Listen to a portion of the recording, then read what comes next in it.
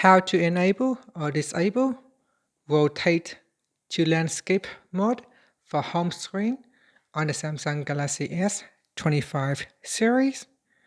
First, let's return back to the home screen by tapping on the home button at the bottom of the screen.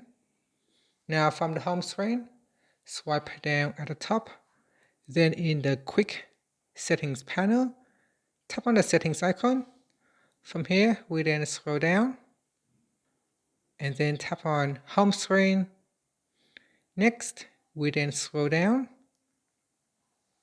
and at the bottom here, tap on rotate to landscape mode. Tap on the toggle button to switch it off or turn it on.